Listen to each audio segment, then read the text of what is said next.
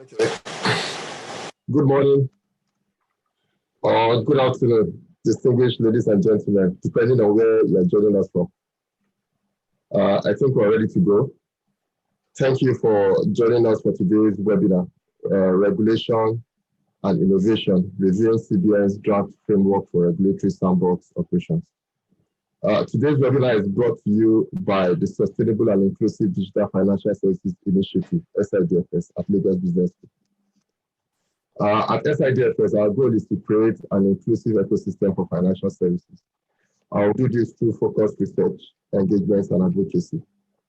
We currently have a mandate to enhance the capacity of financial services providers to create and deliver compelling value propositions to excluded segments, particularly the poor, women, and rural dwellers.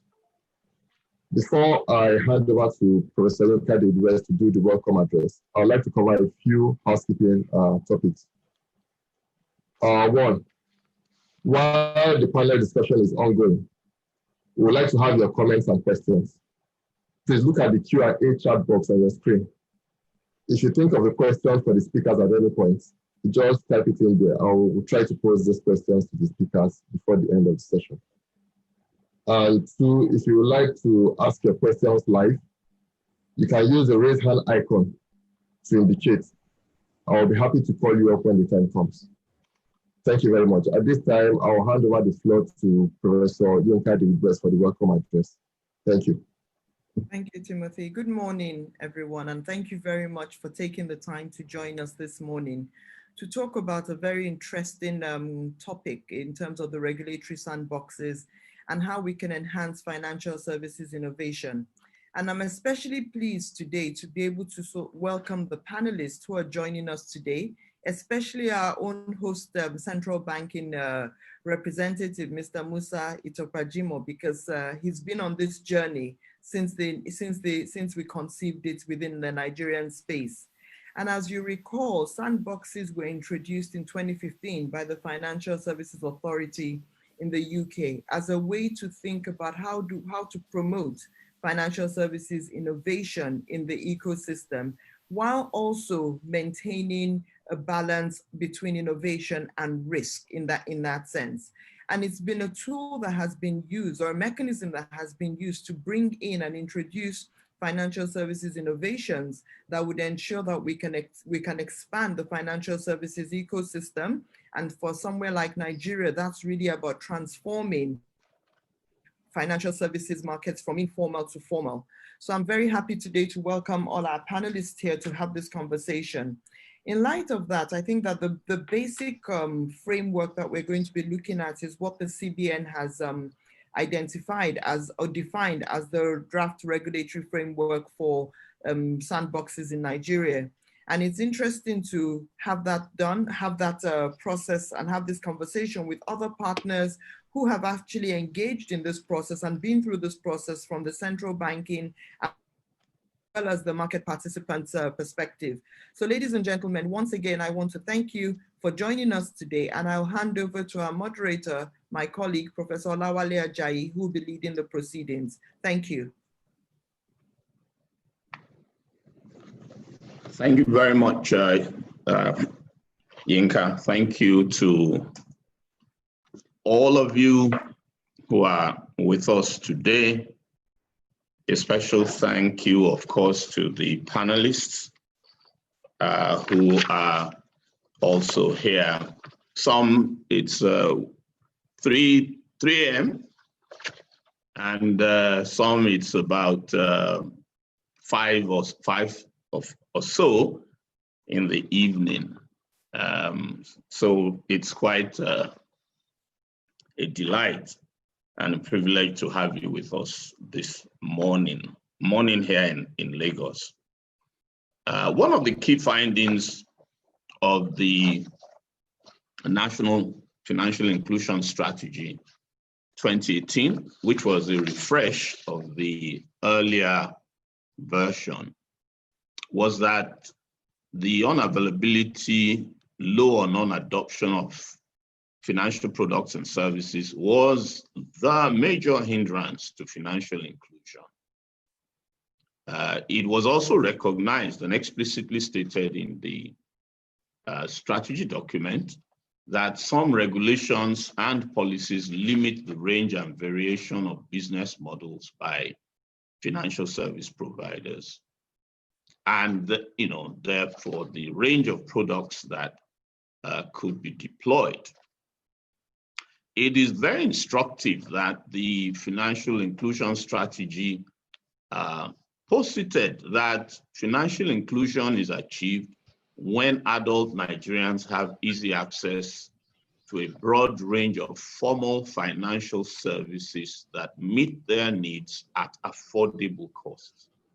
In essence, the issue of products and services is very key to being able to move ahead to grant economic inclusion to many Nigerians who are unbanked or underbanked. And of course, to also turbocharge the economy for those who are even already included. So it's obvious we need a wider array and innovation in financial products and also in enabling regulations and as well. Regulatory sandboxes have been launched in various jurisdictions, including in UK, Australia, Bahrain, and Malaysia. And we are actually quite blessed to have participants from Bahrain and Malaysia today, so we'll be able to have a comparative flavor of what has worked or what is working, and of course the things to avoid here in Nigeria. Thank God you don't have to reinvent the wheel. And we have a very distinguished panel. I'm sure they shall do justice to the topic. Right at the back, we have Mr. Musa Itopa-Jimoh, whom Yinka has spoken so well about. He's the director of the Payment System Management Department of the Central Bank of Nigeria. You're welcome, sir. Good morning, thank you very much. Thank you. We also have Ms. Malawati Mansor, the Deputy Director of Financial Development and Innovation of Bank Negara, Malaysia, the equivalent of our own central bank. You are very much welcome. Good evening to you there. Thank you. Good morning to all. Thank you very much. We have also Mr. Abdulla Almoayed, founder and chief executive officer of Tarabut Gateway in Bahrain, whose swath cuts across the Middle East and North African region. So he'll be able to give us insights across that geographical space. You're welcome. Good afternoon. Thank you, Professor. Thank you for having me. Are you still in Dubai? I am. I know it's very hot in Dubai now, so you're trying to keep cool. It is, and it's dusty as well, but we're indoors. Right. Thank you for joining us. We have Mrs. Sola Saloko-Ajulo, who is the president of the Consumer Advocacy Foundation of Nigeria, CAFON, currently the special advisor to Ekiti State government on communications and strategy. So she's right there in Ekiti. Good morning, ma. Good day, everybody. Sorry I joined in a bit late, but I'm glad to be here. You're very much on time. Thank you very much. And of course, the gentleman who probably didn't get to sleep, but maybe we'll be able to get a good night's sleep after our discussion, Mr. Edward Popoola, the Chief Technology Officer and co-founder of Cowrywise Limited, who somehow got himself marooned in the United States and locked up. Even Donald Trump is out and about. We hope we'll see you very soon. Good, I don't know. Good morning. I think it's morning. It's way past 12 midnight. Yeah, good morning. It's 3 a.m. Thanks for having me. Thank you very much. Right, okay, so let's dive in straight. And of course, I want to welcome all of you, our distinguished attendees. It's a pleasure to have you with us. My colleagues at the SIDFS, good morning to you all. Can you give us a shout out to say hello to everyone out there? Well, good morning. Yeah, thank you very much. Mr. Jimoh, I think we should start with you. In this case, you'll probably be the horse's mouth since it's really your show. Some people wonder how Kenya, and even more recently, Ghana got financial inclusion right. You know, Ghana started with a bank-led model. They weren't getting anywhere, and they had to try and recruit the telcos. And ever since then, we're hearing such good stories about Ghana in terms of financial inclusion. Nigeria seems to be still struggling. I think we got a publication a few weeks ago saying certainly we're not going to meet the target for 2020.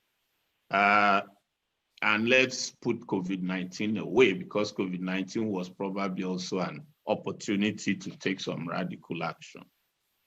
Well, they argue that regulatory sandbox is actually a diversion. That is not the problem why we're not at the mark we're supposed to reach in terms of financial inclusion.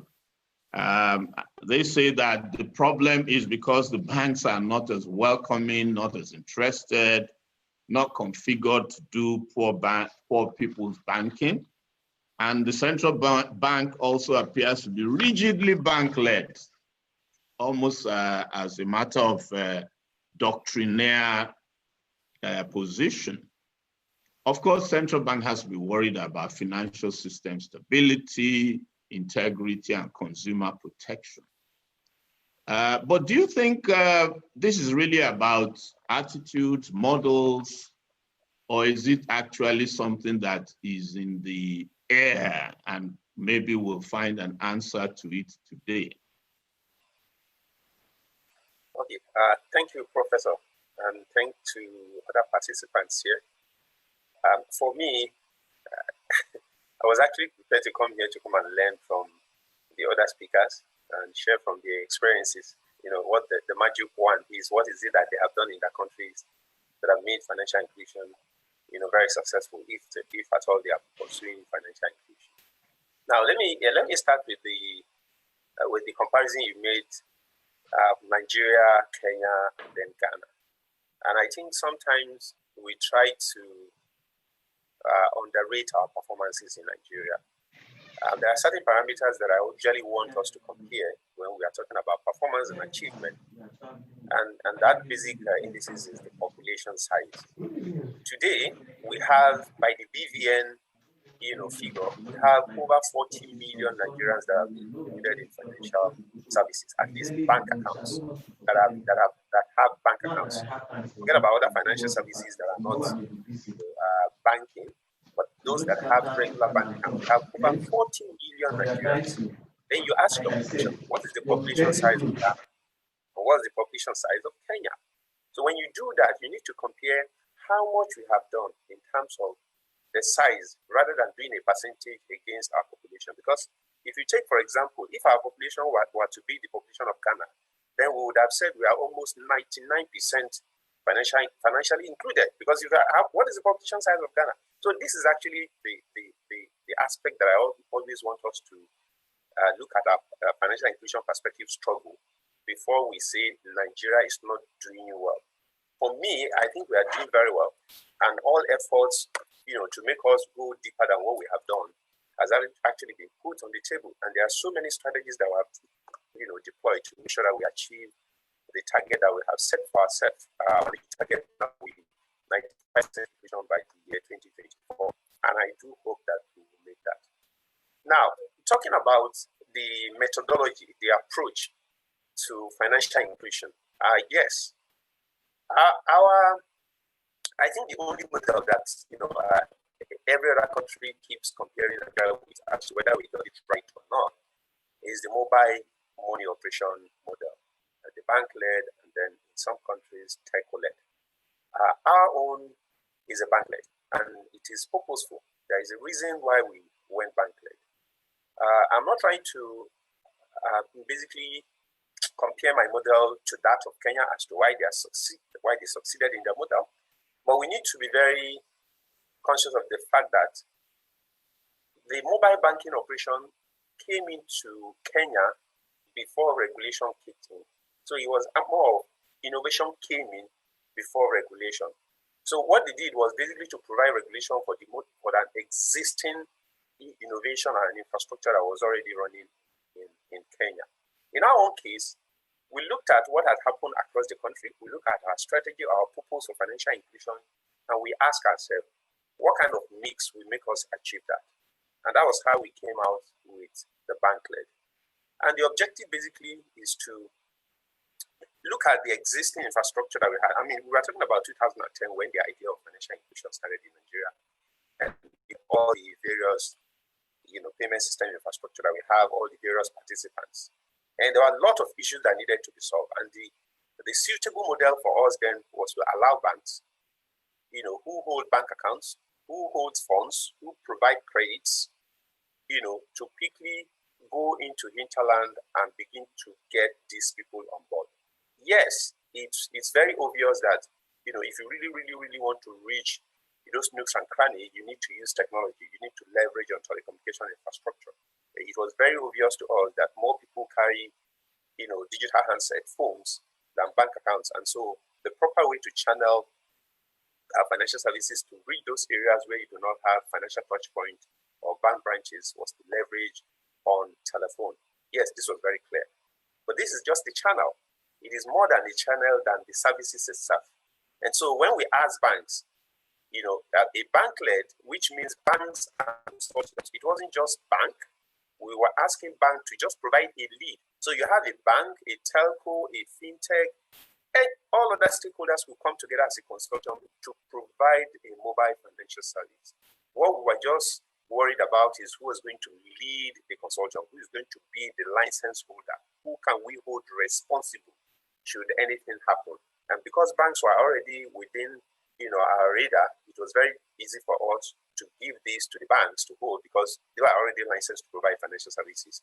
Rather than when you go to another terrain, for example, when you do a telco-led, you're actually crossing your regulatory boundary into another terrain where a different regulator will regulate those entities. And so the regulatory arbitrage that we anticipated would happen then was a major concern. Of course, things have changed, and I must admit that things have changed, and it's very, very easy for us to run any model now because of the symbiotic relationship that the various regulators have.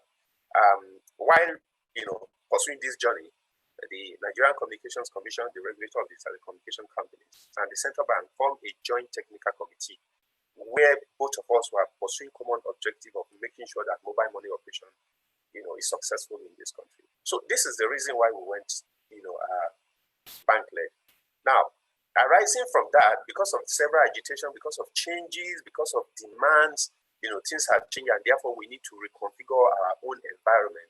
We introduced another, license package called the Super Agent Banking, license, where telecommunication, industries can actually come in to provide digital financial services. For example, we have a lot of telecommunication companies in Nigeria here today who are holding a Super Agent license. And what does this mean? They are able to provide financial touch points and recruit agents and turn their customer service shops to financial touch points where people can actually go and conduct financial services on behalf of the principal, of course, the banks, because they hold the funds. And so that things have actually changed. While we would still stay as a bank-led model, but the mix is so strong that telecommunication companies are now deeply involved in providing financial services. And thanks to this government, only recently an additional responsibility was given to the Ministry of Communication Technology to now, encompass digital economy. So I think things are shaping up, and years from now we'll be able to achieve our financial inclusion strategy altogether.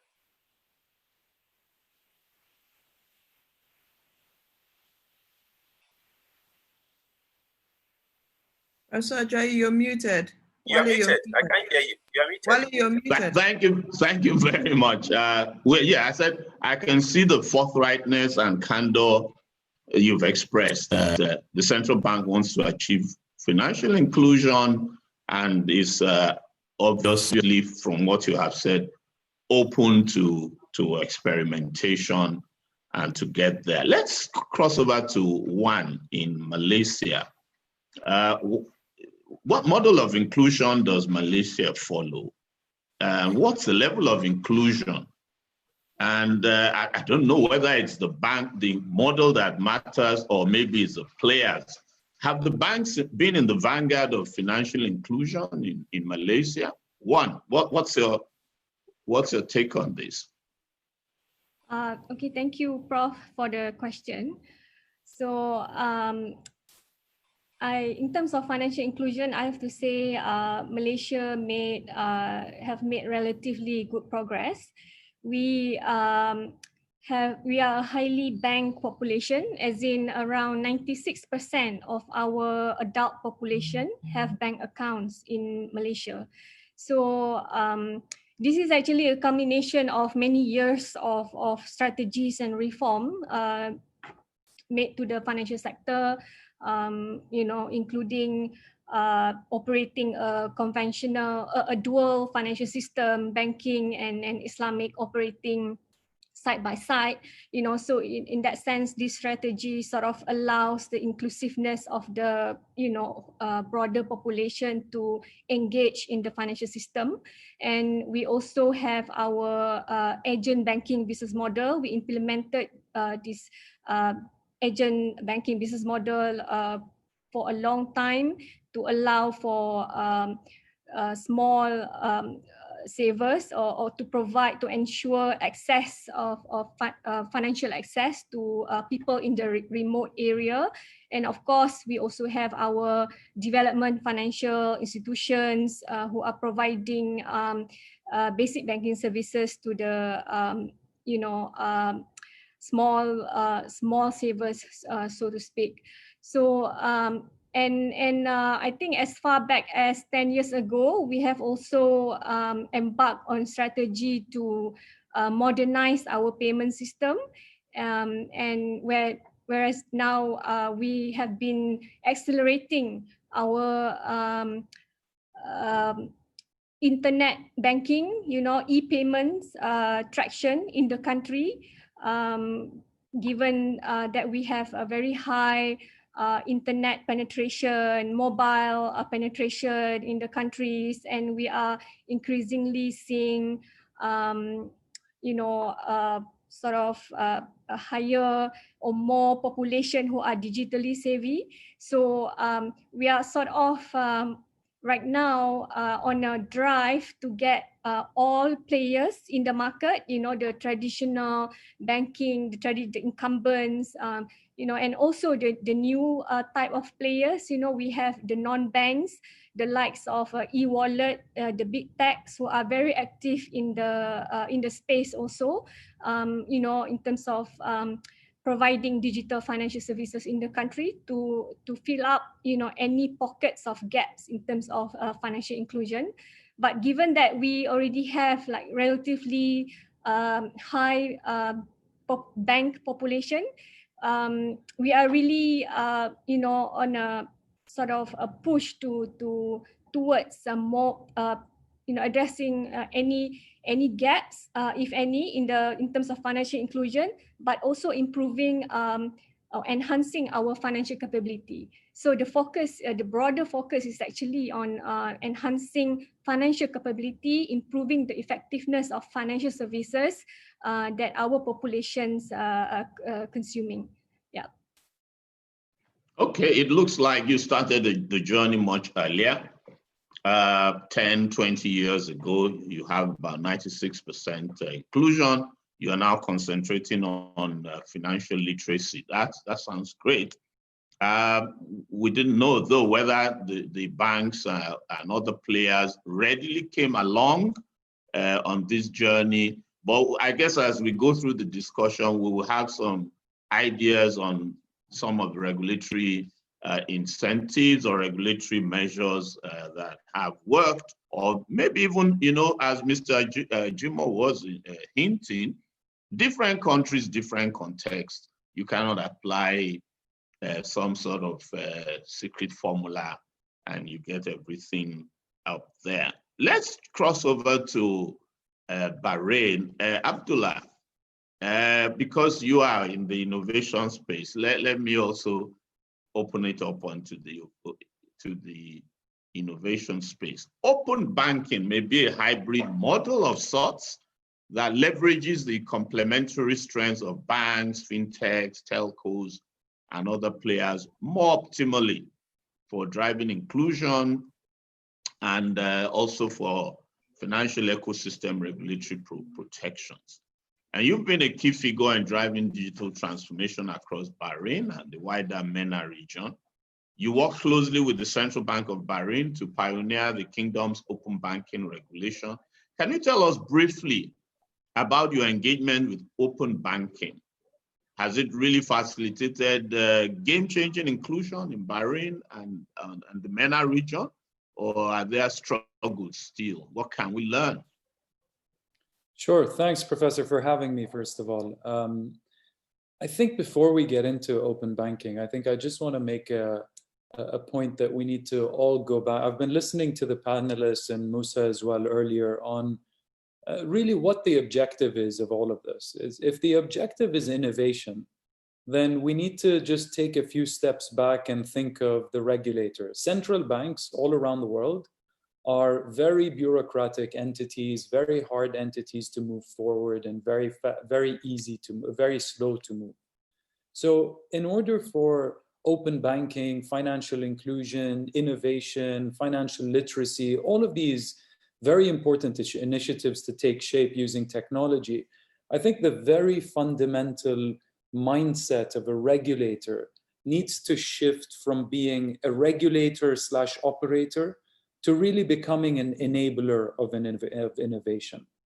Now, how do they become enablers of innovation? We talk about sandboxes here and we talk about open APIs. A sandbox is nothing more than a provisional license, right? The provisional license for you to be able to test out your technology.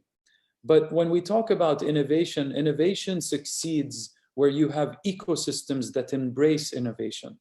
It's not necessarily just an exercise of we'll tick the box and launch open banking regulations and every bank decides to play ball, right? So what we need to start looking at is how does the regulator's role change from the operator or regulator role to really becoming an enabler or a creator of an ecosystem? How do you bring the banks on board? Now, banks are very profitable institutions and they've always been, but they share the same issue. Is banks are large institutions that are difficult and not very agile in the way they move.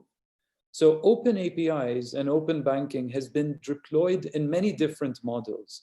What I heard my panelists, Musa, speaking about is really bank-led innovation, which is very similar to the Singaporean model.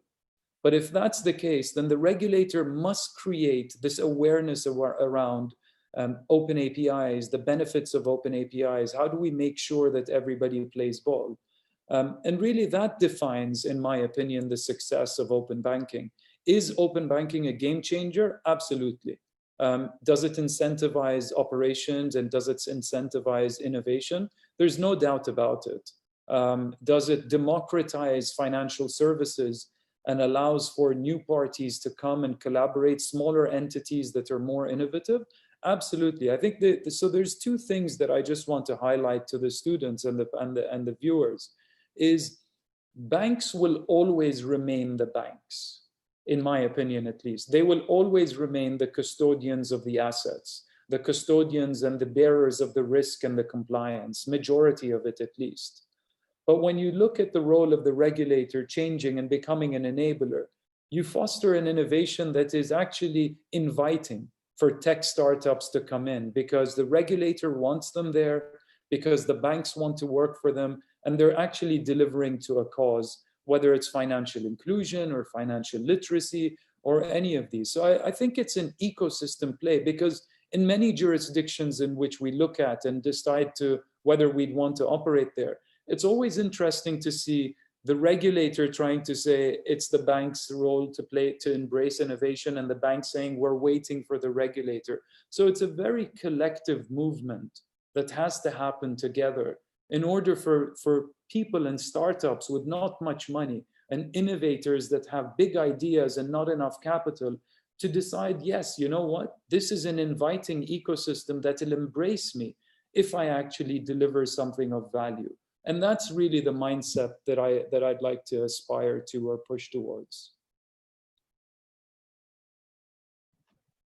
Very wise words, and thanks for the comparative review. But I wonder whether you are not actually, what's that word now, requiring the something that looks impossible when you say you want the banks, central banks, and the banks to be innovation-minded. Yeah, Professor. I'll just. We all know that regulation will never supersede or come in front of innovation. Innovation will always come first, and regulations will come after it. Regulation or over-regulation is always a deterrent to innovation, if anything. So we need to, how do we incentivize the innovation to happen? We need to create this ecosystem, bring the banks together with the innovators, incentivize innovation, create open systems, open APIs, allow for collaboration between ecosystems. And it really, in every jurisdiction that embraced open APIs or open banking, it has proven to create that kind of synergy and openness. But we tend to see, as far as the ecosystems that have embraced open banking and it was accelerated, it is when regulators mandate the use of open banking as opposed to just leaving it to the banks. Well, thank you very much. So it's not just coming up with a regulation here and there. It's actually the regulator needs to actually embrace and promote innovation. Let me go over to Mr. Popoola. Edward, you operate in the Nigerian system. Have you found that welcoming environment? What is the nitty-gritty for startups and so on?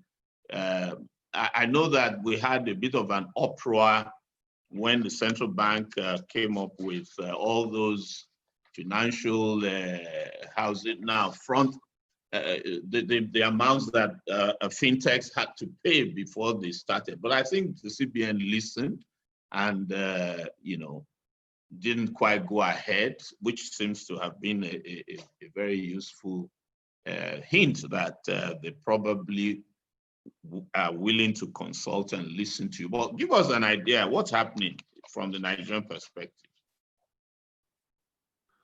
Thank you, Professor. So with respect to open banking, there are actually initiatives already in Nigeria to promote open banking, right?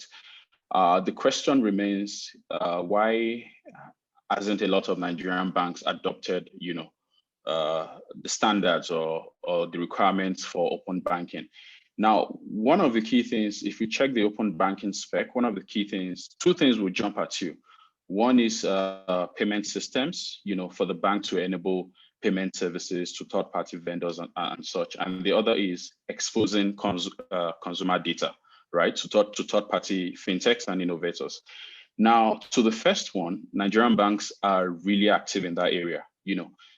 Almost all the banks today have a form of mini payment gateway, sort of. As a matter of fact, a lot of banks have approached us, for us to use their mini payment gateway to for payment collections, for fund disbursement, and all that. So in that regard, the banks are forward thinking. Now, the other parts of open banking where, I feel there's still a lot of work to be done is in the area of customer data, customer transactions. Now, hardly is there any bank out there, Nigerian bank out there that is already exposing, that's already meeting the standards, right? Now, you could argue that, they have cost constraints, they have regulation or compliance, issues that they deal with. But ultimately, right now, the open banking initiative is still under development with regards to sharing customer data. There's hardly any bank out there that is ready to, say, oh, I log into my GT Bank app, for instance, and I can see my Zenith Bank account balance, right? So that is currently, not in place. So I would argue that the banks are still, it might cost some of them a lot of money. Some of them have to change their core banking application. Some of them are also looking at regulation and compliance, exposing customer data, exposing, who bears the brunt of some of these things, and the almighty CBN is there, behind them. And then the third one, would be, them still trying to figure out a business model, for this, right? So I expose my bank data to, for instance, so a GT Bank exposes their customer data to a Zenith Bank, for instance. How do they want to monetize this? Especially if they have to invest in modifying their core banking application or something to be able to fulfill, some of the requirements of open banking. So I would argue that, there's still a long way to go, for Nigerian banks in that regard. Thank you very much. At least you did not say the banks don't have an appetite. Obviously, they have to wait for regulatory frameworks, but it does seem that what you're saying is that there is appetite there to embrace innovation, to embrace collaboration, but obviously the framework has to be set. Let's go back to our topic for today on the sandbox. We've looked at some of the issues around it. And I'll ask Mr. Jimoh to kindly highlight for us the broader key features of the regulatory sandbox framework of the central bank. I think we have people out here even from across Africa who are happy to listen and have some insights. So, Mr. Jimoh, over to you. Okay. Yeah, thank you very much. Before I answer the question, let me just appreciate the comment that was made by Ahmad. Obviously, he's a fintech guy, and the tone of his presentation shows the usual reaction we get when we dialogue with fintech industry operators. So I appreciate that, but I need to let him know that things have actually changed. If not for the pandemic, I am sure we would have come to the market much earlier than we are today, which is the issuance and the exposure of the regulatory framework to the public. We are actually planning, to launch the first cohort this year, where we admit innovators, small companies, and even the incumbents into the regulatory sandbox to come and test their innovation. So we are actually innovation driven. And to the extent that we are also working on our next 5-year plan, which is the payment system vision, to drive innovation. And the key components of that strategy will be innovation. Because just like you said, innovation comes before regulations. A lot of things change. Technology is always changing. Every 6 months, the technology you have becomes obsolete. So they are far ahead. The regulator is always struggling to catch up. And the essence of the regulation is basically to create an environment where there can be symbiotic relationship, where there can be responsiveness, where market conduct can be very, very smooth. That is where regulator comes in. Because without regulator, there will be no interoperability. It is because of regulation that makes the issue and the principle of open banking to work. Without the regulator, who will set the standard for a GT, just like Edward said, for a GT to open its data to a Zenith, or for a First Bank to open its database to an Interswitch, for example. Why would First Bank open its customer database to an Interswitch? Why? It is because there is a regulator in between that connects all the dots together and set the standards and define risk, responsibility, and all that. This is the core of the regulatory sandbox and the open banking principle. So coming here this year will be the regulatory sandbox that will soon come out, and the open banking principle that we are also working on. So in terms of innovation, we have two key innovations that will come out this year that will basically facilitate and drive innovation. But back to the question that you asked, I guess the major and significant feature that a regulatory sandbox basically brings to bear is that it establishes dialogue between the market participants, and then the central bank, the regulator, and all central banks around the world. I think this is basically what it tries to. That's the main feature. It brings about dialogue. The people are able to talk. We are able to come together and reason together. And the objective is to make sure that it creates the right kind of balance between facilitating innovation and then mitigating against the new risks. There are so many that you can't bring about new technology without risk. And so we need to mitigate together. So striking the balance between innovation and mitigating against risk is a major feature and advantage of the regulatory sandbox. In addition to the fact that what is expected at the end of the day is that the innovation that will come up has an economic objective, and in our case in Nigeria, an objective that drives financial inclusion and an objective that facilitates digital financial services. So that's basically, what the objective is like. Mr. Edward Popoola talked about risk, and I really just want to talk about that. The major problem, no bank is afraid. Believe me, I'm not sure. We've spoken to a lot of stakeholders. We've spoken to banks, we've spoken to Fintech, we've spoken to, other financial service providers. The banks are not afraid of the Fintech. They're not afraid of innovation. The core concern is about risk. Who bears the risk? Today, banks are 100% responsibility for the risk of data mitigation, risk of privacy. We will hold banks responsible because they hold the confidentiality of bank customers. They hold their balances. They do the KYC. They know your customer, requirements. They hold all that information. If any information of a customer gets out, it is the bank that will hold responsible. So they bear the risk. Now, when you introduce a third party called the Fintech or any technology service provider that is, providing or latching on the bank's information to provide financial services, the risk has now been shared. Because you can no longer hold the bank responsible 100% for a data breach. Why? Because that data has been exposed to a third party. So the question is, how do you share that risk? Banks are asking, how would you then hold a bank 100% responsible in case there is a data breach and all that?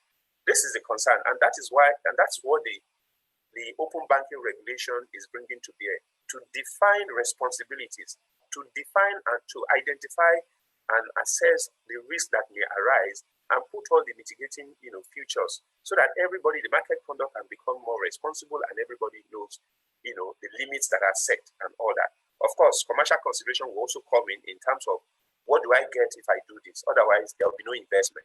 If there is not a need for the banks, then why would I go and invest in technology to expose it to a third party that connects to my database and make use of my customer data? And knowing well that there is now a new thing all over the world which has to do with data privacy. We all know about the GDPR, and Nigeria will also come with our own data privacy law. So everyone is so concerned about how much of this data can I expose and what are the guiding principles. This is basically what is holding everybody more or less like being very watchful. Otherwise, in terms of open banking, I'm sure today banks, technology companies, some of the payment service providers that have license are already connected to our banks. Otherwise, how do they facilitate, funds transfer? If funds transfer is to move money from one bank or one account to another, and when it's going across banks, you need technology services, you need switching companies to do that. So we already have technology companies, we already have fintechs in our midst. What we are just trying to do is to now make it more open, make it more regulated, make it more, give legal impetus to the operations that they currently have, so that everybody can go to sleep to say, I know if I open my door for someone to come and take this data, well, even do input with the permission of the data subject. The data subject has to permit his or her data to be shared. But even when the data subject permits it, I know I'm sharing it with a legal entity. I know I'm sharing it with an entity that is regulated, that has a structure, that understands the risk involved in playing with customer data. So that's basically it. Our regulatory sandbox will be open any moment from now, and I do hope that it's coming this year. And the open banking principle also will follow through, basically to drive and encourage innovation and make the incumbent and the innovators and the startups, to be more, to give them the zeal and the understanding that they can actually approach CBN and play around with their innovation without anybody killing it. That is the primary objective. Thank you very much. I can already see I think we have at least 3 questions in the portal. We'll come to the questions later on, and if I can take some of them as the discussion goes on, I would certainly do so. Let me go over to Mrs. Ajulo. Look at the framework. The objectives of this framework explicitly, that's Article 1.1, mentions consumers at least, is it twice or so? It talks about increased competition, widening consumers' choice and lower costs. It talks also in sub-Article 6, to ensure adequate provisions and regulations to create an enabling environment for innovation without compromising on safety for consumers and the overall payment system, among the objectives. When you look at the objectives and look at the body of the framework, do you feel comfortable that the framework does enough in terms of protecting consumers? Do you think the framework does enough in terms of recruiting products for, women especially, or even culturally sensitive products? Do you think there ought to have been language in the framework, or that this should have been explicit objectives in the framework that would show that intentionality? Or do you think everything is okay with administrative arrangements will probably ensure that the central bank remains on course in terms of driving the financial inclusion strategy 2018? Thank you, Prof. And I want to thank all the panelists. I've been listening very attentively and making copious notes. It's interesting that this is finally happening.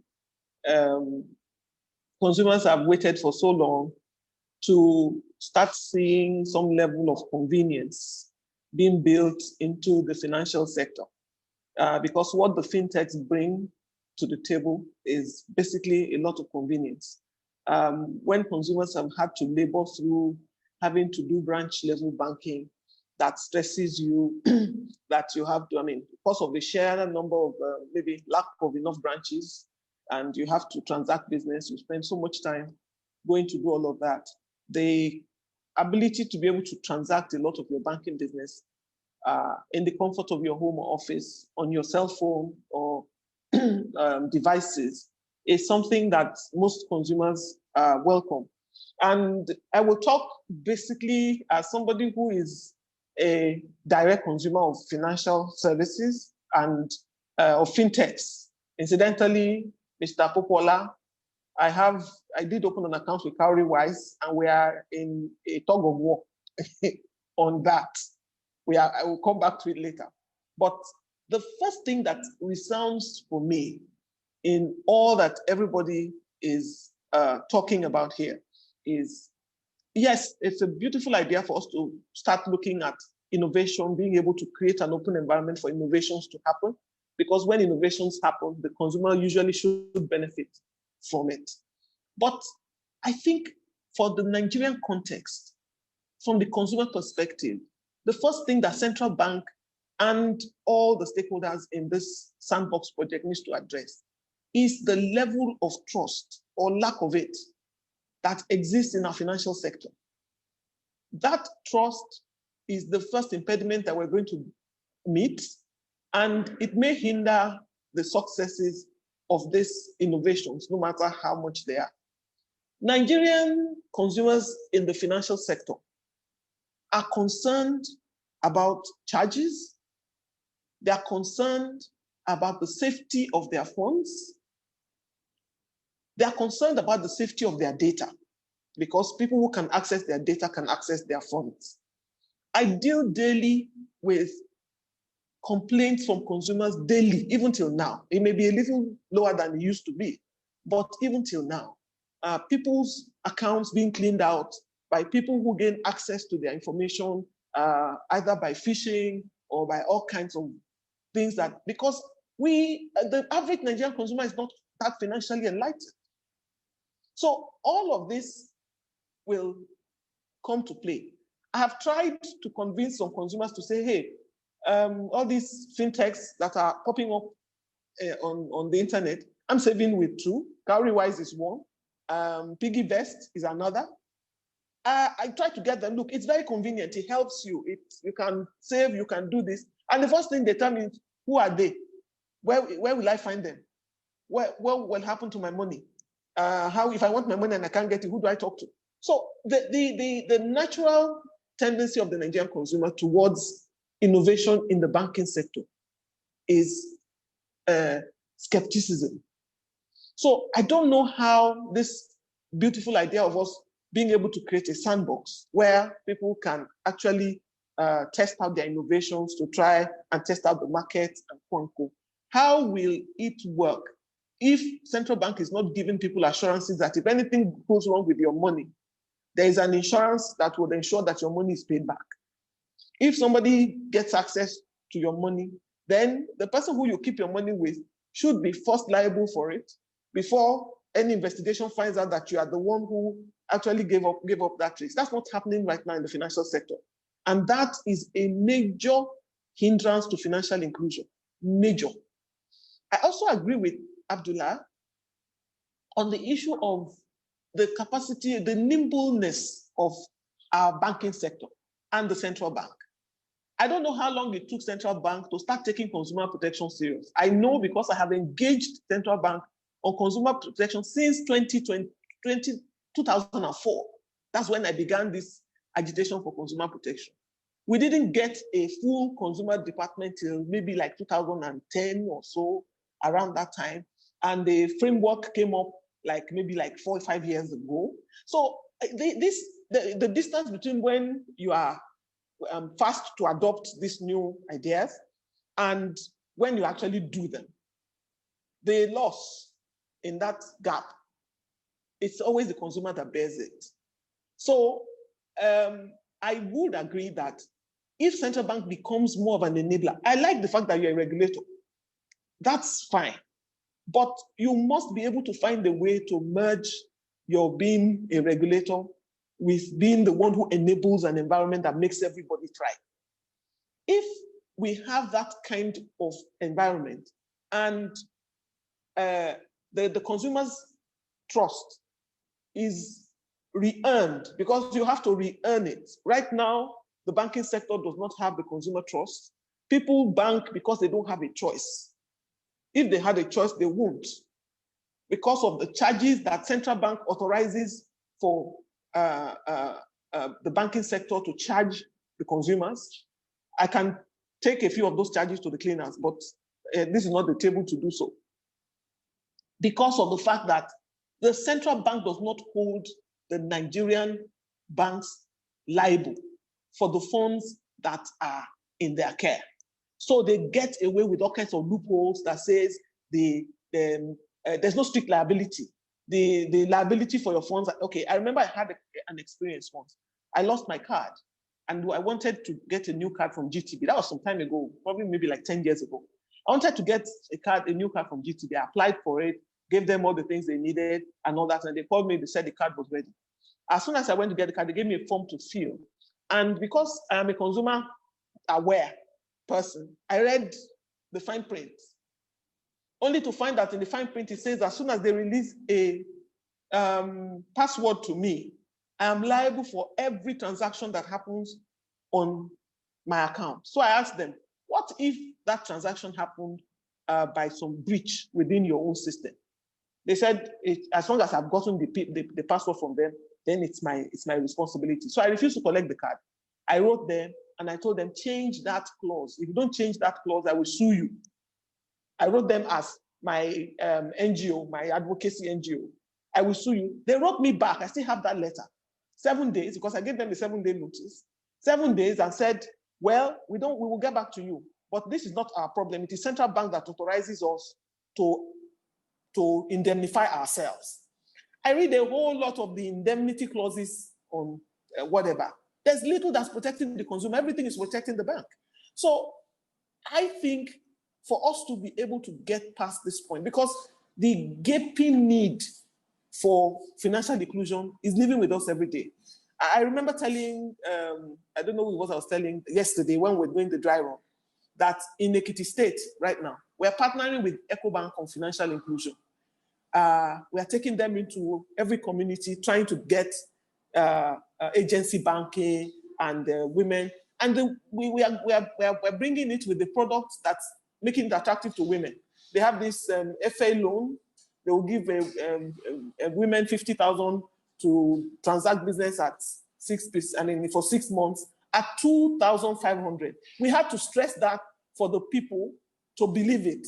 Do you understand? Because they feel, bank, is that all we're going to pay, or there's going to be some other hidden charges? See, these are all things that if central bank does not help to ease the fears and the skepticism of the market, all our sandbox experiences, all our new innovations, we'll put the innovations on the table and our people may not be adopting it as early as they should. Let me just stop there so that I don't dominate the conversation. I would listen in again and take another question. Thank you very much. I'm sure we all appreciate the passion and the way you have represented the consumers. I can see some questions already in the portal, which you speak to the issues you've raised. I will raise them to Mr. Jimoh shortly, but I just want to follow up with one. Do sandboxes in your country or in your region explicitly and specifically promote gender and cultural inclusion? Or is it the case that the frameworks are just written blandly and it is for the regulator to ensure that it is pushing those boxes or ticking those boxes? Do you have any insights or suggestions, any advice for us, particularly because some of the big problems is gender inclusion, is inclusion of cultural inclusion, in terms of maybe Islamic products that are suited to the traditional audience, which typically are not mainstream products. Okay. For the Malaysian context, I have to say that the central bank do not specify, or require or expect, have this expectation whereby the sandbox participants should need to address cultural or gender gap. But that is because given it is given the context of in Malaysia, whereby the gap between women and men when it comes to the unbanked population is only about 5%, very minimal gap. Similarly, between the race, the gap of for the unbanked population, when we did the demand surveys of the population, the gap is very minimal, ranging from 3% between the Malays and the Chinese, and the Chinese and the Indians, so it's the gap is not big.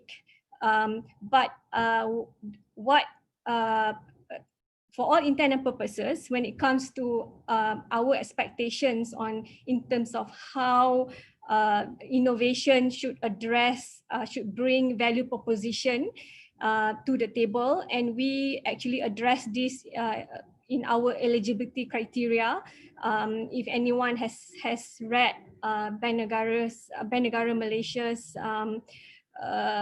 regulatory sandbox document, we define value proposition in terms of how a solution can address gaps in terms of financing and investment in the Malaysian economy, how a solution can improve risk management of our FIs, our financial institutions, and also in terms of how it can improve access and quality of financial services.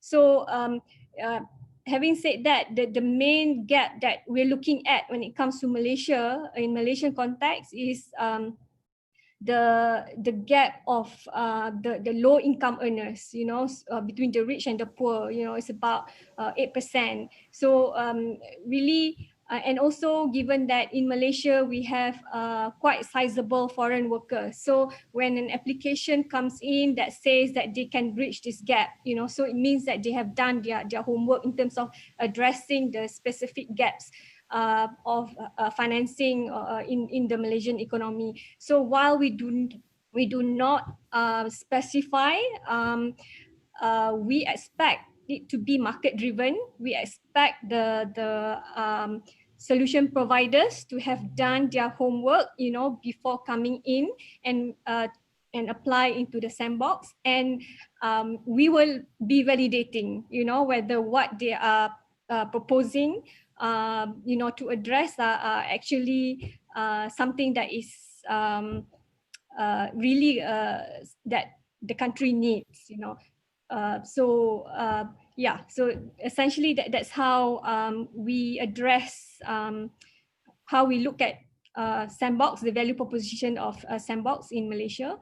But having said that, I also actually would like to piggyback on some of the discussion that the panelists, previous panelists talked about when it comes to the all this hype and the potential of open banking, and of course when it comes to Malaysia, we also have done our homework, and open banking and digital banking is not something that internally we have decided it is not something that we would like to test in the sandbox, so that is because when we look at open banking, actually there needs to be a certain prerequisites, not only in terms of having the right legislation that accords ownership or rights of data to consumers, but also there needs to be regulation that actually defines the responsibilities,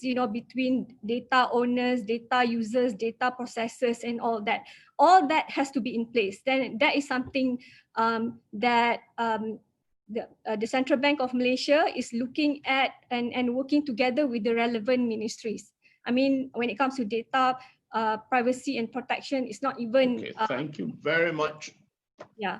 So there has to be regulation, then there has to be consumer readiness and understanding in terms of the benefits that they can draw from open banking. Yeah.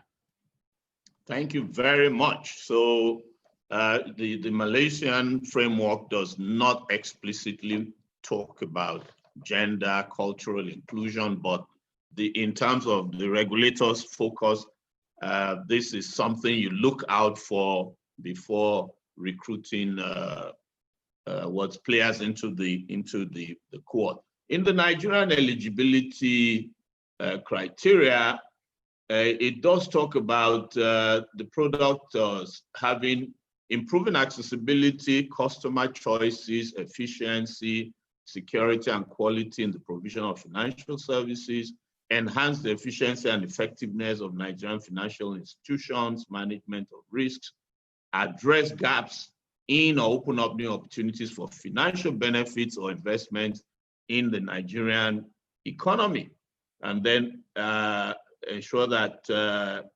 that the applicants have projects with limited transaction values and volumes for better risk management and mitigation. I think it's only right for us to come back to Mr. Jimoh on this point. In view of our own peculiar conditions, should it not really be that yes, we want to welcome larger innovation, but should we not be deliberately intentional about gender, cultural inclusion? I also wanted to react to the sentiments about consumer protection, trust, and I have questions here piggybacking on Mrs. Ajulo's concern about charges. Mr. Shuaib Olaoyi in the portal says, I'm concerned about the charges paid by the customers to the existing financial institutions, such as duties, maintenance charges, VAT, POS fees, ad infinitum. He didn't say so, but I'm the one adding it because he put ETC. Is there something that can be done to manage and reduce charges? Is there a possibility to provide incentives for fintech to invest in markets outside Lagos, Abuja, and Port Harcourt, the major markets where existing banks do not have coverage? And that's the whole challenge about inclusion. And then Deji Ogunton, they also ask, what is the role of banks in the regulatory sandbox?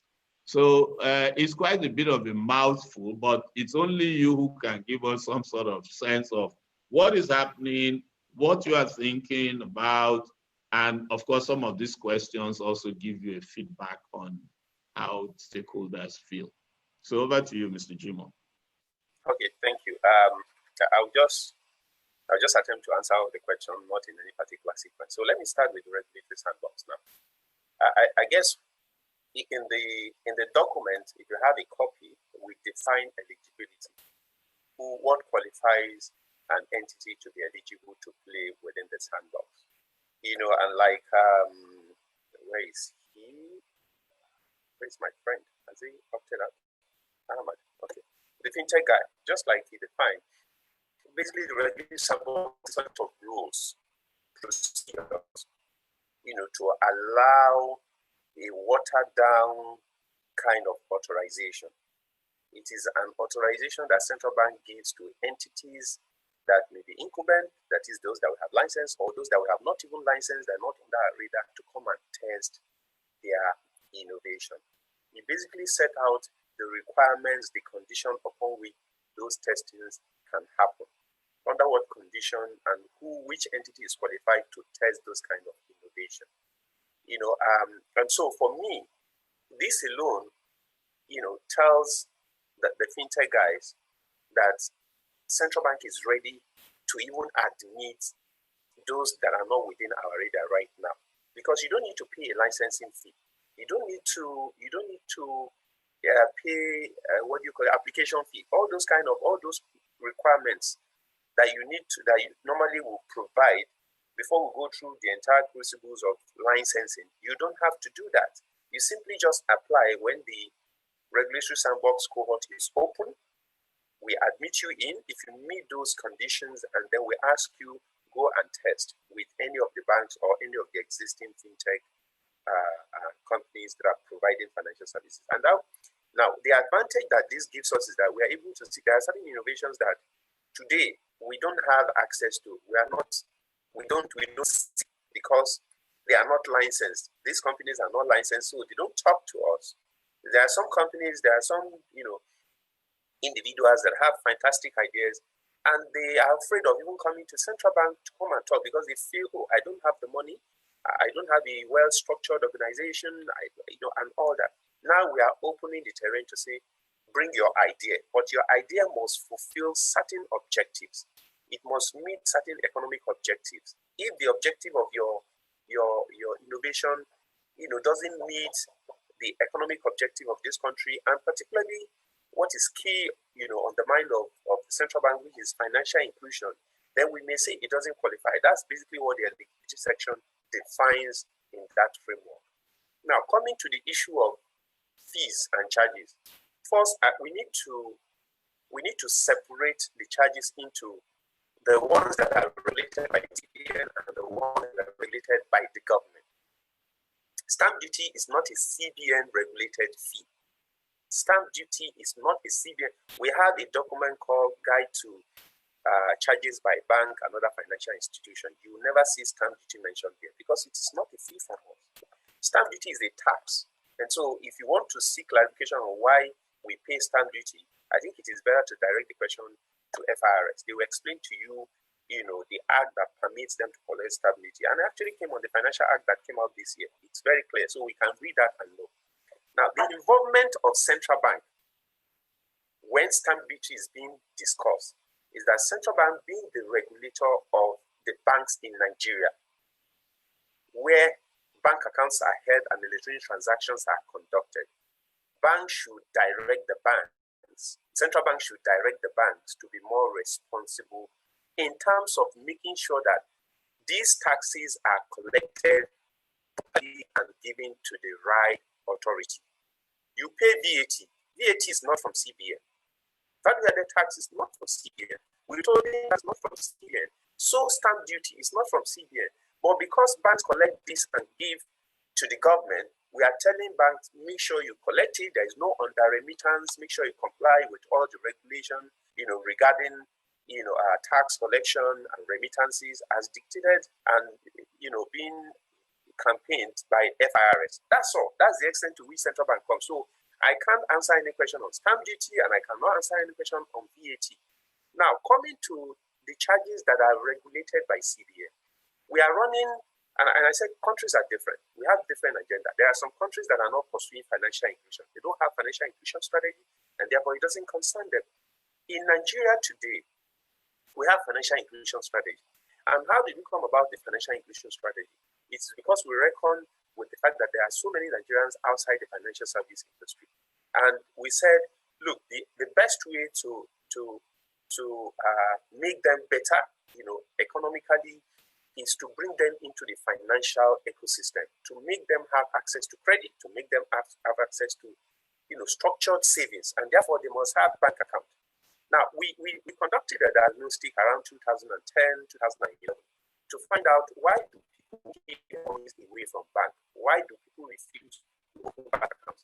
And we found that one of the major reasons why some people refuse to open bank accounts was because of the huge cost of financial services, huge cost of providing financial services.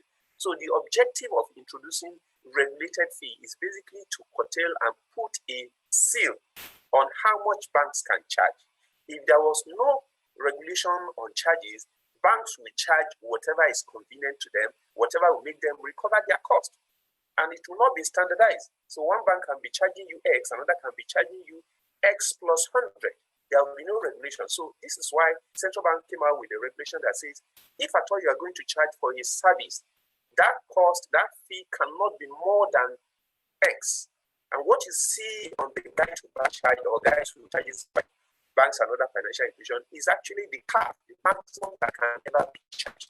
That's what we put there. And we're not saying that you must charge that maximum. There are banks today who charge quite below what is specified in the guide to bank charge. It all depends on the kind of products and the kind of account that you maintain with some banks. I understand that there are even some banks that gives, your debit card to you free of charge. There are banks today that have told you that you can go to any ATM in Nigeria to withdraw your money and you will never be charged any ATM fee. It all depends on the relationship, the kind of banks that the kind of account that you maintain with the bank. But we are saying, if at all you will ever charge, you can't go beyond this because otherwise it will be too heavy for the consumers to bear. This is what brought about the guide to bank charges. Now, there are so many incidences of consumer complaint, and I with due respect to Mrs. Ajulo, I like to hear more of that, because I get fueled when I hear consumers complain. It gives me a view into what is actually happening within the bank that we may not be privy to. So when I hear consumers complain, it tells me what is happening within the bank that I may not be able to see. So I'm very happy of your presentation, and I think I've jotted down some of these things and we'll look into it. Now, we just came out with a regulation or with a directive about a month or two ago, where we reduced the timeline for dispute resolution. I think one of the major concerns of the consumers is that in the event that there is a transaction failure, dispute between the bank and the consumer, this has to be resolved timeously. And so we came out with a revised guideline, a revised timeline on dispute management. And basically what we have done was to reduce the timeline so drastically that there is nowhere in the world, and I stand to be corrected, where chargeback on transactions is done within 48 hours. Nigerian banks have come to say whatever it takes. When a complaint is lodged, they will resolve the dispute within 48 hours. This is first in the world. Please, if anybody knows where that happens, let me know so that we can tell the banks to come down again until we become number one in the world. And I think that's a very great one, that we are able to resolve dispute. But beyond that, why do people go to the bank to come and complain? It is because there is a transactional failure. It is because there is a dispute. It is because there is a transaction that happened in your account that you do not agree to. And what we are also trying to do, and which we have commenced, is to actually do transaction failure analysis across all channels, basically to identify the weak points. Why do transactions fail? If transactions don't fail, customers will not come to bank to do a chargeback, to do a complaint. So while we are reducing the timeline for the resolution in the event that transaction fails, because these things are driven by technology anyway, and so technology will fail one way or the other, we are also looking at how can we reduce the incidences of failure by asking banks to up their antes in terms of providing resilient payment infrastructure, by asking them to expand their processing capacity. If the processing capacity cannot accommodate the torrent of transactions that they receive in their system, we want them to expand. And so those are the approaches that we are applying to see that capacity for processing, for efficiency is increased, and to also reduce the timeline by which actions are taken when disputes happen. Now, you talked about insurance. You talked about insuring the consumer such that when there is a dispute, even before the bank begins to do an investigation or begins to present your argument to the other side, of the equation, I'm talking about merchant in this case, where you actually use your payment card. You want the bank to immediately refund you the entire amount. That's a good idea, and it's something that we are also considering. That we do it such that because if a customer has only 10,000 naira in his or her account, and for example you want to buy something worth 9,000 naira, and you use the money, account has been debited, service not offered.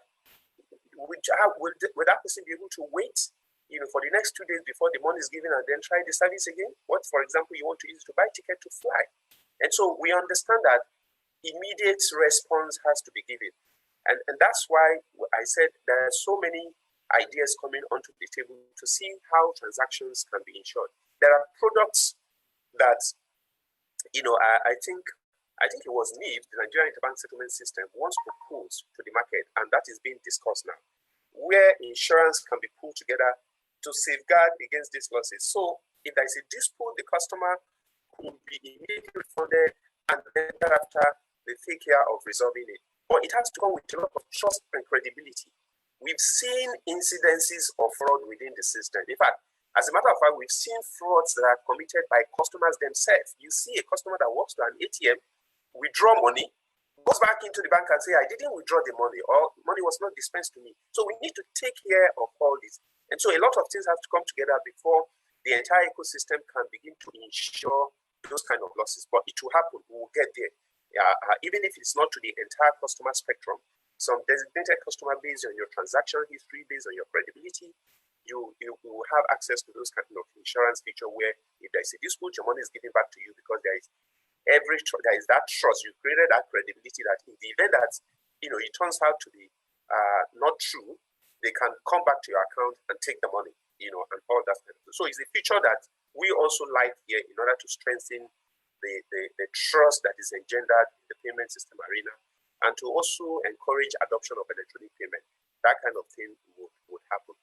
I guess just like 2 questions regarding regulatory sandbox and consumer protection. If there is any, let me know. I may have forgotten. Well, we'll probably come back to that. Let me go back to the innovation dimensions. Critics argue that sandboxes could be used to, stifle innovation, distort market competition. Some even, some scholars, practitioners say that sandboxes seldom advance inclusion. Abdulla, what's your take on this issue? And then after that, I'd like Edward to also speak to the issue. But let's start with Abdulla.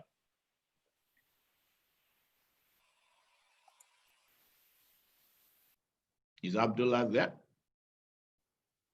Or has it dropped off? Well, okay, let's... dropped off. Oh, he dropped. Okay, while he reconnects, let's go over to Edward. Yeah. So Edward, what do you feel? And I think Rafiu in the portal also says, what are the measures by CBN to protect fintechs from having their innovations leaking out to competitors? That's in the sandbox, I guess. So what's your view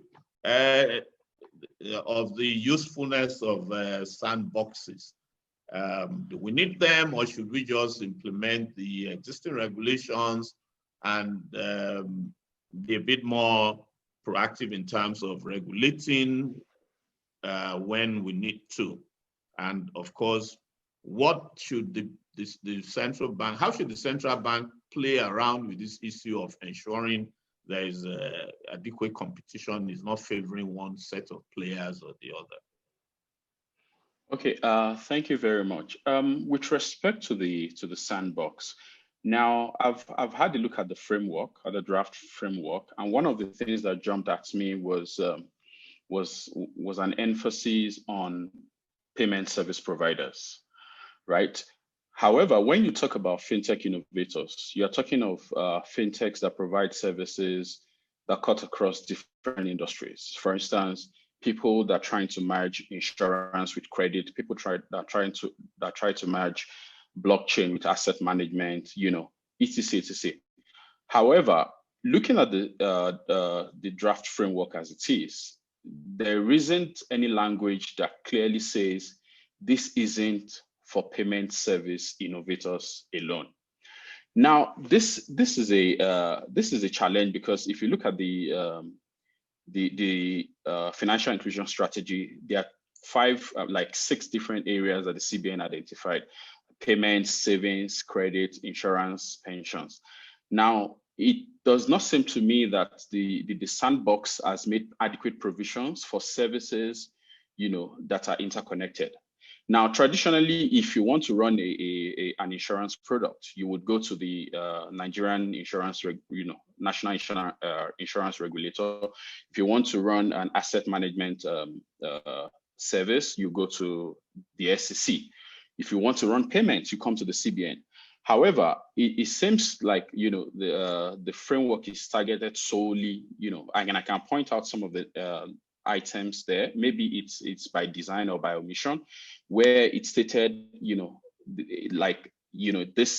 sandbox is specifically targeted at payment, service providers. Now, for me, this is worrisome, because my service is a savings and investment management product. Now, when we started traditionally looking at this framework, I wouldn't have been attracted to this, because one, my service is providing savings for people, and then layering that with asset management. Now, typically, we also consume payment services, along the line. Now, the question becomes, so how do you which of the regulators do you approach? And then, so this also brings us the point, brings up the point that, I'm not sure the Sandbox has totally involved the other stakeholders, especially, with the understanding that innovation in fintech could cut across, several industries. You could have, like I mentioned before, we are doing savings, and then we are doing asset management because we are giving people interest, at the same time. And we are also consuming, some of the payment service of some of the payment processors licensed by the CBN. So I would think that, with respect to that, the CBN still needs to look at it, to see that, for instance, I was looking at the cohort of startups accepted into the UK Sandbox cohort. And then you find a lot of startups that do blockchain, that do AI, that do big data, that do payments, not only payments, right? That do credit, that do mortgage. However, it's not certain whether, the CBN would be able to create a sandbox that would be able to, accept all this kind of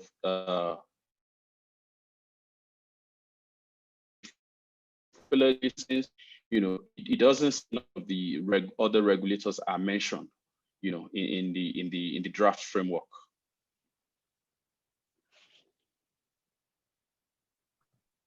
Okay, thank you very much. So what you're saying is that products may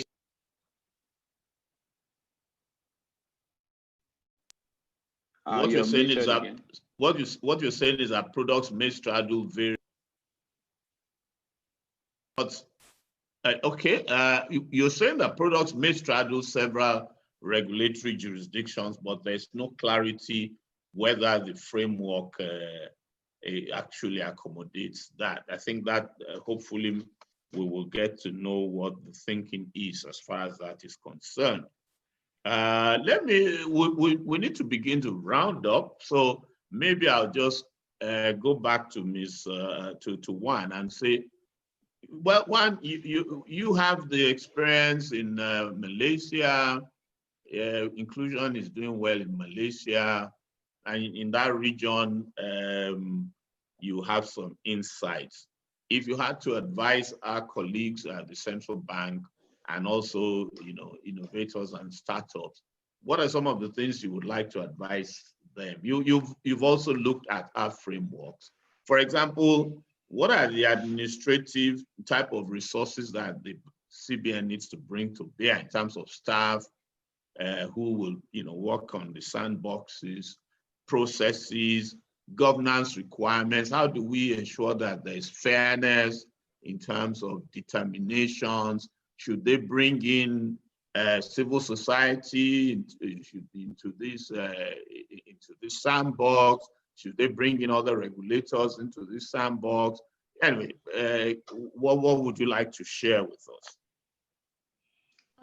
Yes, so yes, I did go through the draft, the exposure draft, I believe, of the regulatory sandbox that the Central Bank of Nigeria have drafted, and certainly I've noticed the point raised earlier about how the scope is defined or rather for payment services, but I'm not sure whether that has got to do with the scope of mandate that the central bank carries when it comes to the regulated activities, because similarly in Malaysia case, in our case, the central banks, the scope of our regulated activities for which we can admit potential applicants into our sandbox are limited to our regulated activities only, which are the banking activities, insurance. The Central Bank of Malaysia also regulate insurance and payments and remittance, and also the intermediaries. So when it comes to the example given, asset management, robo advisories, and also the likes of crowdfunding and P2P lending, for example, the marketplaces. These sort of players come under the scope of another regulator, financial regulator in Malaysia, which is the Securities Commission. So there is this demarcation of regulated activities that comes under Bank Negara, which limits the scope for which we can consider admission into our sandbox. Also, when it comes to some of the learning that we have obtained, having implemented the sandbox since 2016, is that I would say is to recognize the limited resources that these startups, fintech startups typically have. They have limited resources, and they will come to us, the central bank, expecting regulatory advice, and we can tell for the most part that they either do not understand regulation, and either they do not understand or they did not adequately consider regulations, and also in some instances we can tell that they do not even understand the risk that emerge from their business model. So when it comes to the expectation for that, when they apply, they need to tell you the sort of risk and then how to mitigate and all that. You can expect that conversation to be can be quite challenging when it comes to dealing with fintech startups, which is different when you talk about the incumbents, the banks, the insurance companies, because they have of course more deep pockets, and they have bigger teams looking into compliance and risk management and such, so they understand the regulators' language. So sometimes, actually most of the time we do a lot of informal steering, like giving advice to the applicants coming to the sandbox. And we actually have received over 90 applications since we rolled out the sandbox in 2016.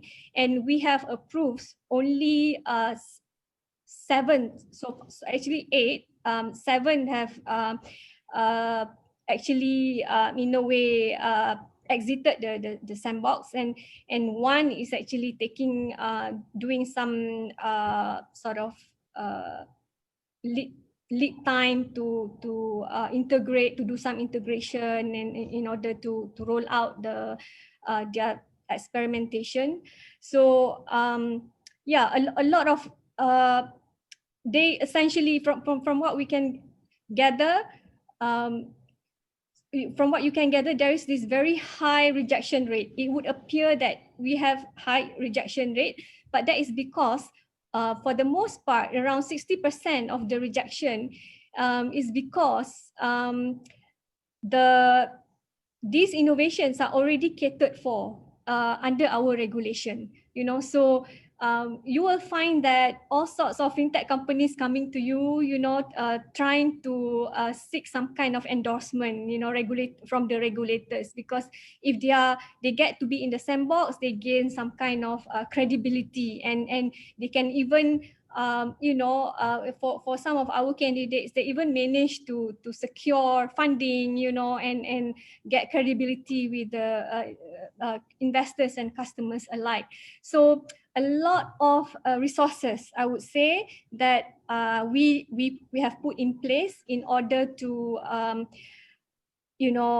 provide this informal steering, which is not typically something that central bank traditionally would do. And so because of this challenge, when we find that the fintech startups do not understand our regulations, we have been working with a separate entity, another agency in Malaysia, whose responsibility is promoting digital economy and also promoting the ecosystem, the broader conducive ecosystem of fintech in Malaysia.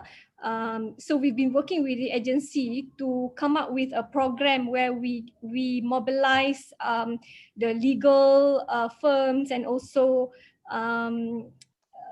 the consultants to provide pro bono services of consulting, to the fintech companies before they to determine, to do the preliminary assessment whether they would be eligible to be admitted into the sandbox. So what I would say is not to underestimate the extent of resources needed.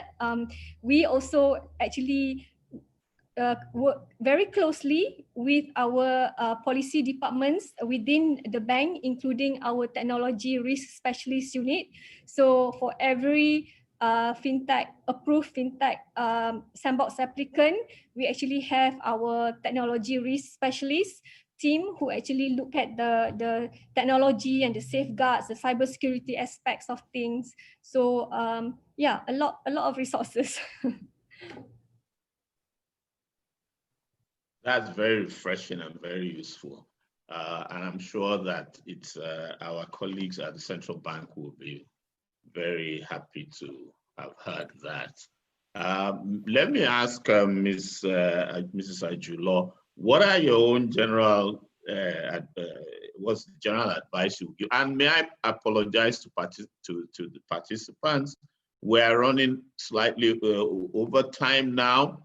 I'm trying to see that we can bring this to close as quickly as possible. We'll take a few questions. So may I have your permission to go just a little bit further on? So Mrs. Ajulo, what are your own final thoughts and suggestions and advice for this ecosystem? Thank you. Thank you very much. I would just like to advise the CBN who are birthing this sandbox concept to, as much as possible, consider the consumer voice even within that sandbox system. It's very, very critical. No matter what ideas anybody brings, no innovation is still going into the marketplace. So being part of it would help. You also need to do a lot about enlightenment. If a whole lot of us are aware that central bank is creating this controlled box where these innovations would have been tested and perfected before they come to the marketplace, it may help elevate our trust of that particular process. So in terms of who gets into your sandbox, you need a lot of communications around it. We need to know every time you begin a cohort, what are the business ideas that are within that cohort that you are testing, and that, I mean, maybe consumers are going to volunteer to be part of it. I don't know how you plan to do that, but bottom line is create awareness. Let us know that, oh, in this year's, in 6 months or year or this year's cohort, these are the innovations that are in here.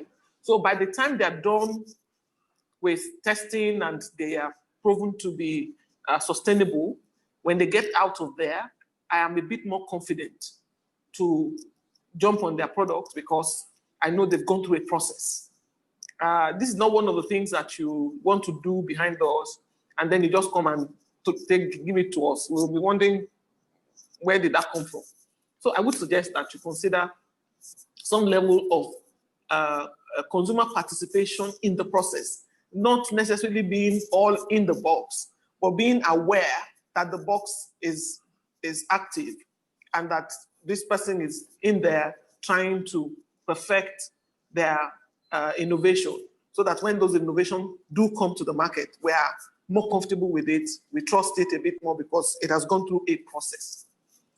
That's basically, of course, we would also want you to ensure that while in the sandbox, all the innovations must be, how do you call it?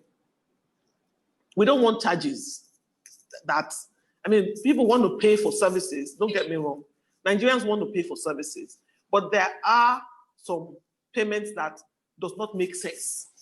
Like accounts, what do you call that, maintenance charge, for instance, does not make sense at all. And a few of the fintechs that I use don't charge me that. In fact, they pay me interest on keeping money in their system. So they are easier. I lean in their direction more than I would towards the bank. So consider that, because those are the things that will hinder the adoption of innovation, even when they've gone through the sandbox and you've been able to proof them for the marketplace. So keep consumers enlightened, keep them aware, let them be a part of the process and see how you are doing this work. And also let them see that you are ensuring that this is going to come to them at not too excessive cost. Because if it does, nobody is going to jump on it. And the safety of their funds. Those are my three major advice. Thank you. Thank you very much. Mr. Popoola, what would you have to say? Okay, thank you. I have two key things I would like to like the CBN to consider or to review. The first one is, having a framework that is encompassing, that is much more encompassing beyond just payment services. This might involve having to, bring in other regulators, to the table to, understand that payments is not the only key product target of the CBN. There's savings, there's asset management, there's credit, there's insurance. So I would like to encourage, the CBN to consider, bringing other regulators to the table, such that there would be like a common sandbox rather than different sandboxes. Because right now, I am aware that the SEC has like a fintech assessment, process. Now they have a process where to evaluate whether a fintech is eligible for SEC license or whether they need a new category of license, for the SEC. And now CBN has a different framework. Now, the same thing, I can imagine the insurance regulator coming up tomorrow to say, okay, you know what, we have a different sandbox, for insurance products. So I would want, a more collaborative framework that would take into cognizance the fact that innovation is not domain specific. It could cut across, different industries. And now the second point I would like to also mention is the issue of risk management. Now, in section 1.3c of the framework, there is CBN is saying that the innovator should have the resources and expertise to mitigate and control risk. Now, that language alone, is enough to scare any innovator away, especially if they are not one of those innovators that have the big pockets, right? So I would rather want to see a situation where the scope of transactions possibly or the volume or something could be limited for these innovators. However, not that they would be burdened, with the same language that the banks, that are assigned to the banks. For instance, the banks, like you're telling an innovator that is not funded or that is just new to the market to be able to bear all the risk associated, and be able to mitigate it. Some of them, they just have this fresh idea. They just want to solve this financial inclusion problem. But then this language alone is enough to scare them away. So I would say, the CBN should review this and possibly consider a form of insurance, to protect the consumers, and while also not, putting this burden, on the innovator by limiting possibly the volume of transaction they could process while they are within the sandbox or something. Those are my two recommendations. Thank you very much. At the SIDFS, we had some comments for CBN, which we had passed on. Some of them have been ventilated in the discussions, but I think what you are saying, and which one also mentioned, is that we have to be sort of friendly, or is it enabling to this small startup? So I'm sure Mr. Jimoh and our colleagues at the CBN will bear this in mind. We've also talked about the issue of multi regulatory mandates. I think there's also the issue about standards, need for enabling standards, intentionality of language. But if the language is not intentional, there's need for the CBN to stay on side in terms of driving the financial inclusion. Financial inclusion objectives. I would like to turn over the podium to my colleague Timothy to try and see what magic he can perform in terms of looking at some of the questions and directing them. The reason why I don't call Mr. Jimoh to give us final thoughts is that the questions are mostly addressed to him. So I'll just turn over to Timothy if he can find a way to pick some of those questions. I know Mr. Jimoh has also been looking at them, and maybe he can answer a few, and others we may have to send out later on to participants. So over to you, Timothy. Thank you very much, Prof. So many of the questions have been addressed already in the course of the discussion, so I'll just take a few of them. So there's one here that says that what are the measures by CBN to protect fintechs from having their innovations leaking out to competitors, particularly the larger players?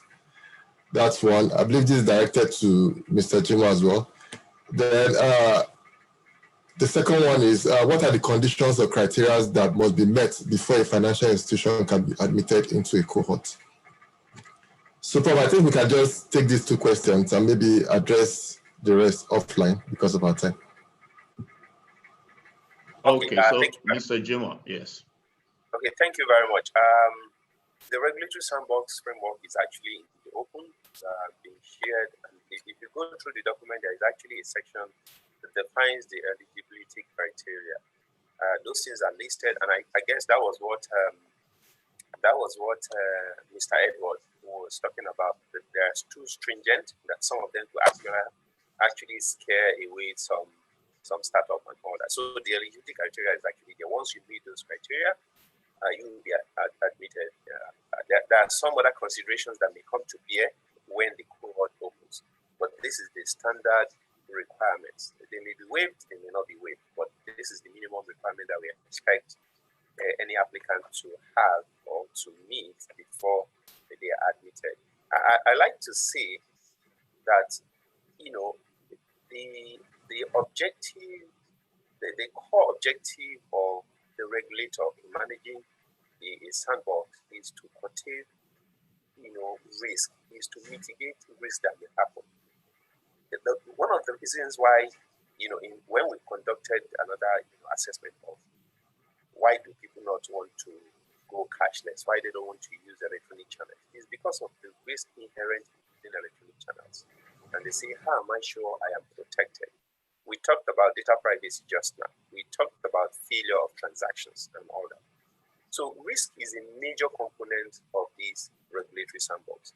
Now, what we are trying to communicate in that section, that section C of the 1.3, that you referred to, Mr. Edward, is basically to say, look, if you have a product, it is not just good enough to say, I have a product that can enable money to move from one account to another. But you should be able to say, in the event that in moving the money, something fails, this is how I will protect losses. We need to see all that. You need to be a business person. But apart from providing the technology that facilitates the financial transaction and payment, you need to understand that there are risks in here. It's about people's money that you're moving.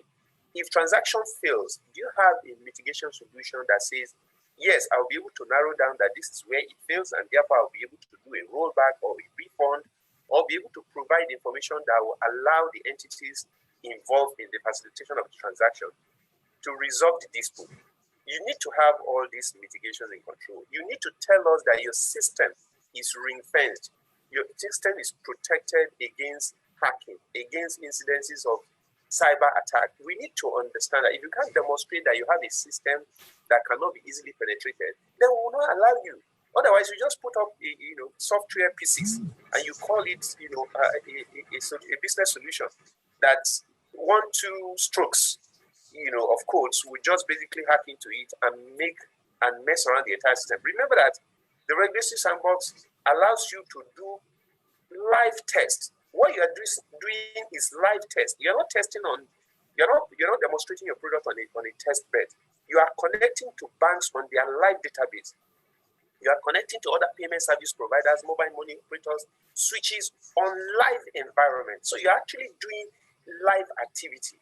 So we need to be sure that you have adequate skill, adequate understanding of the business you are going into to be able to demonstrate that you can actually protect risk. And that's why it is a testing period, even though it is live. We see, it gives you an opportunity to see the risk inherent in the solution you are providing.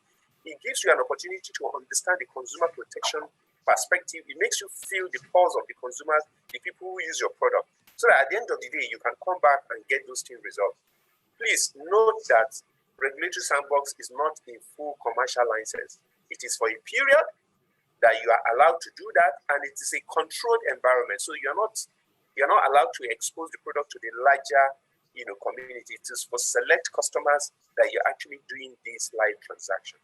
So we need to be very careful when we say remove all those stringent controls and everybody just come in, and then when anything happens, then CBN come and sweep the mess.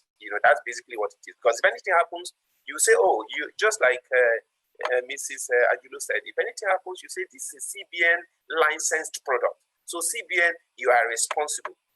By mentioning the name CBN, you are actually providing collateral for your products and services. Just the name CBN.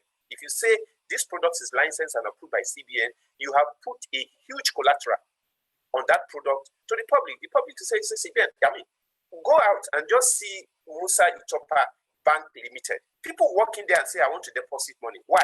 Because there is keyword bank, and CBN regulates bank. So that's the collateral damage to having a system that doesn't have risk mitigation. Somebody talked about Fintech coming with ideas, and those ideas be protected. Yes, this has been a major concern. Some of them says, look, if I take an idea, a very innovative solution to a bank, and I show it to a bank, and I connect to a bank, eventually the bank will just take the idea and then they go about it. That is why there is a regulation. That is why the regulatory sandbox is backed by CBN, because there will be non-disclosure agreement. There will be certain agreement between the entities that are coming to test and the entities you test with. And this will be backed by CBN regulation that says once you agree to test an idea, and once you have agreed with the entities you are testing it, there are certain things that you cannot disclose, and there are certain boundaries that you cannot cross, including taking my proprietary knowledge and then owning it. So all those kind of things will be documented. Without a regulator in between, you can't enforce this. So I want to assure the innovators that their ideas are highly protected, and the environment, the banks and other institutions that are connecting to basically is to enable them testing. And that takes me to another question that was basically advice that was given by Mr. Edward Popoola, which is about having a national regulatory sandbox. I don't know how this is going to work. Everybody is just starting, all the various agencies are just starting this in Nigeria. And so I think it is better for us to try the sandbox within our purview before we then interconnect. Because, for example, if you want to provide a technical solution, a business solution to health, medical institutions that will now include payment, because you offer medical service to someone, you then want the person to pay. It will involve Ministry of Health and it will involve Central Bank.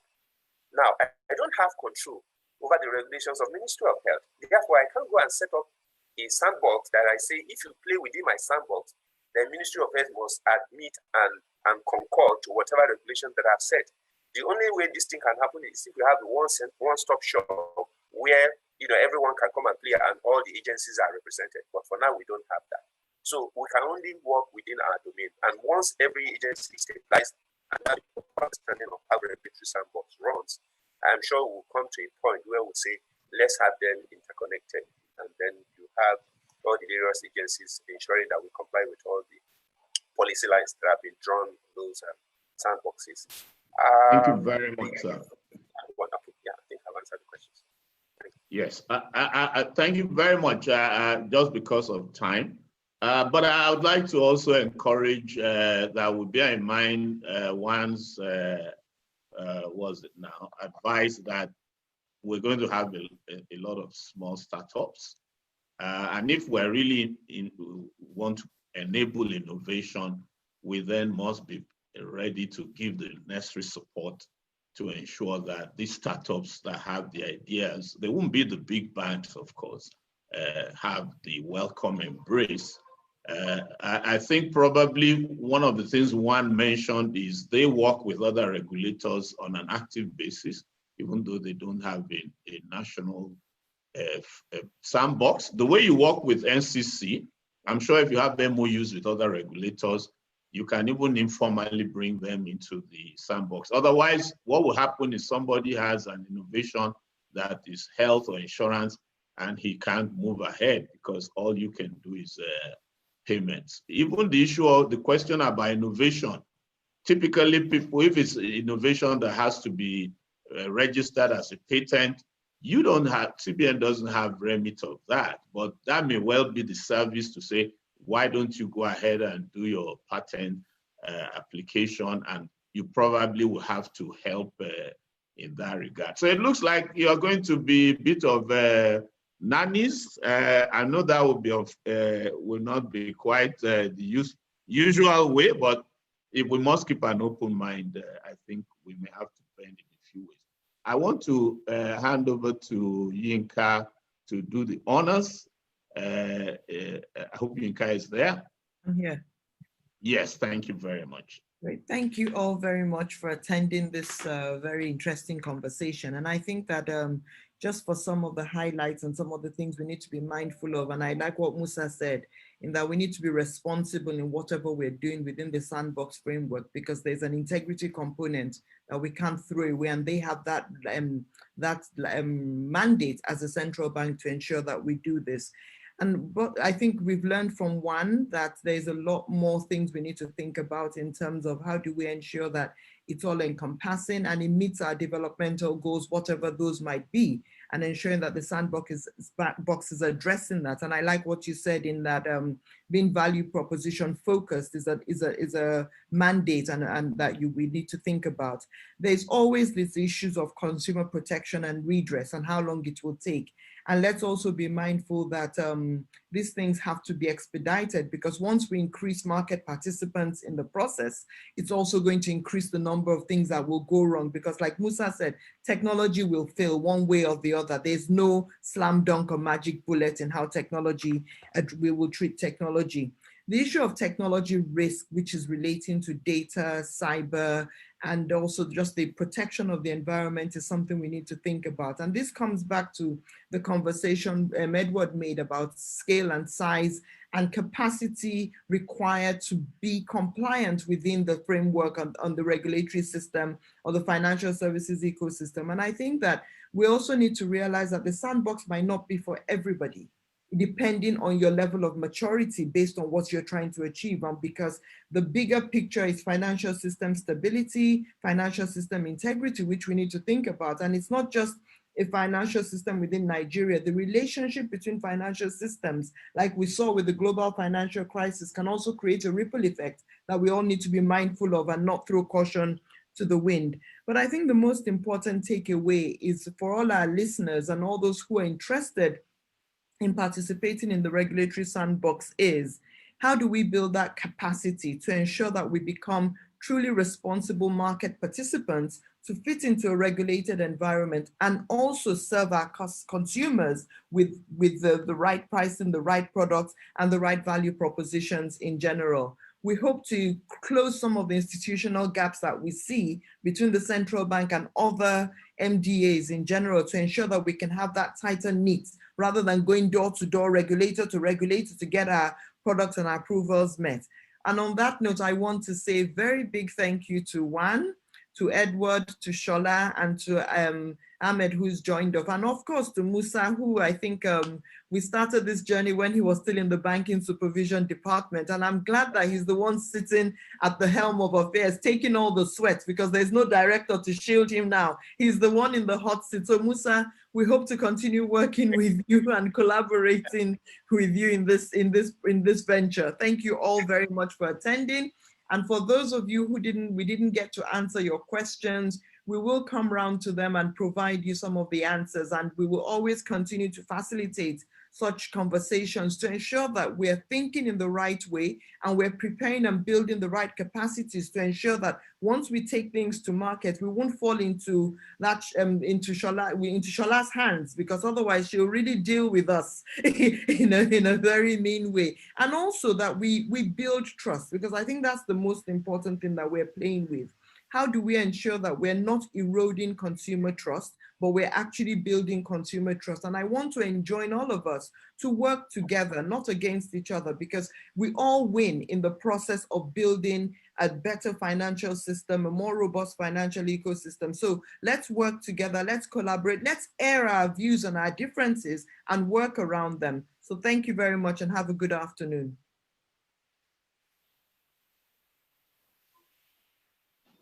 Thank you very much, everybody. Thank you. Thank you. Thank you. Thank you. It's been nice being Thank here. you. Thank you. Bye. Bye. So we will say you. it is thank you and bye-bye and farewell. Thank you all very much for attending. Thank you. Thank you.